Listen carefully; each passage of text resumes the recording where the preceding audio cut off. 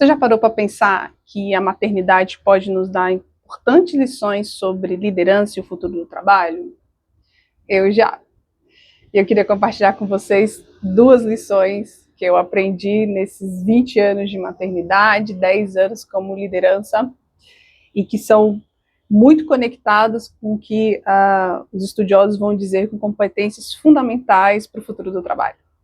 A primeira delas, eu vou começar contando uma história de quando, ali nas minhas primeiras equipes, né, que eu liderei, eu comecei sempre muito estudiosa, né, estudando sobre liderança, e aí busquei uma comunicação assertiva, entender o que movia aquela pessoa, como me comunicar com ela, deixar claro o objetivo do trabalho, do que eu imaginava ali que ela precisava entregar em prazos médios e longos, né. E aí achei que estava tudo bem e saí de férias. Quando eu voltei de férias, uma boa parte do que eu tinha pedido que fosse feito não tinha sido feito. E eu comecei a entender os porquês, né? E os porquês que vinham aconteceu um conflito, o conflito não foi resolvido, nem dentro da equipe, nem conflitos com outras áreas. Ficaram esperando eu voltar para resolver o conflito.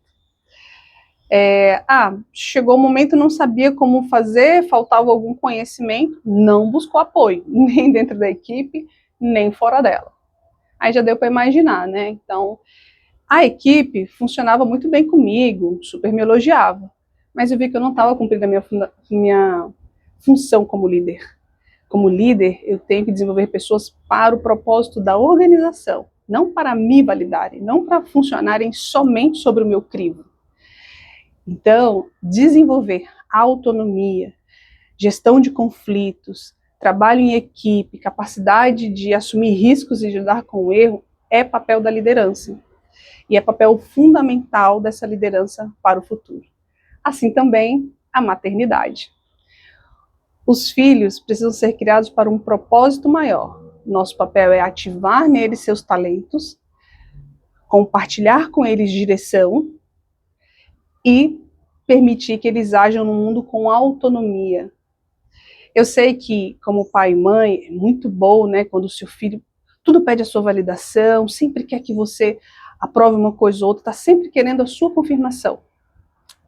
Só que a gente vai precisar deixar que ele resolva coisas, conflitos na escola, que ele haja com autonomia, às vezes até quando uma opinião que não era a que você daria, mas ele precisa desenvolver a sua autenticidade.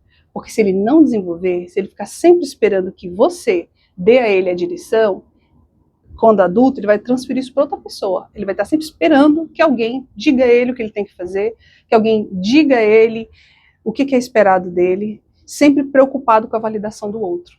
E aí não tem sucesso, né? Nem na vida pessoal, nem na carreira. Segunda lição. Vou continuar com uma história também.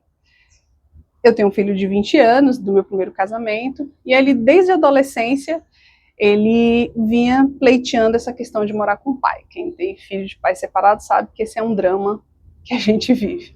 E eu sempre muito resistente, negava, achava justificativas para não deixar ele ir, mas aos 17 anos ele teve uma conversa muito genuína, muito corajosa comigo, e me falou desse desejo dele profundo, e aí eu que já vinha adiando, deixei. Precisei de terapia para enfrentar esse prazo aí, mas deixei que ele fosse. E aí, para minha boa surpresa, hoje já tem 4 anos, depois que eu dei esse espaço para o meu filho, porque eu sou aquela mãe que todo dia acompanha, eu posso ver hoje nele, com muito mais clareza, traços da minha educação, daquilo que ficou, que fez sentido para ele.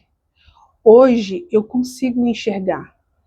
Então, os nossos liderados e os nossos filhos vão precisar de espaço para florescer.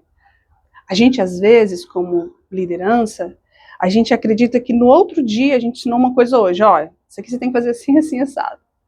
Você acha que no outro dia a pessoa já processou, já assumiu, já vai lidar de forma diferente. Mas ela tem o tempo dela, o processo dela, os valores e as condições internas dela. Então, o liderado também precisa de espaço para florescer. Ele precisa ser colocado em situações para poder desenvolver aquela autonomia. Ele precisa, existem muitos líderes que falam de blindar a equipe e não deixa a equipe dar uma opinião na reunião, apresentar um trabalho que ele mesmo fez. Ah, mas é porque ele não vai saber lidar, porque ele vai tomar porrada, né, como se fala no ambiente corporativo. Ele está pronto? Você conversou, preparou ele para isso?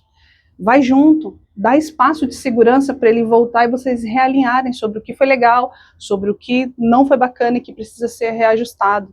Se ele não tiver espaço para ser quem ele é, para florescer, para acertar e para errar, ele não vai se desenvolver. E o seu papel é esse, é que ele se desenvolva. Então, se você é uma liderança e a sua equipe não está crescendo, não está sendo convidada para trabalhar em outras áreas, mesmo com bom tempo dentro de casa, tem alguma coisa para você ajustar aí. Você precisa trabalhar ele para que ele floresça, para além de você. Assim também o seu filho. Ele precisa ter espaço para ser quem ele é, para além da gente. E aí, fazendo a nossa conexão final aqui com Reinventando as Organizações, e no livro aqui do Frederic Laloux, ele vai falar o seguinte: esta próxima etapa, e quando ele fala de próxima etapa, ele fala da próxima etapa da evolução da consciência humana que vai impactar na forma com que a gente trabalha. Envolve domesticar nosso ego e procurar maneiras de sermos mais autênticos e saudáveis. É isso, nós vamos precisar gerenciar o nosso ego e permitir que os nossos filhos e os nossos liderados aprendam e floresçam para além da gente, para além da nossa própria validação. Bom trabalho para vocês.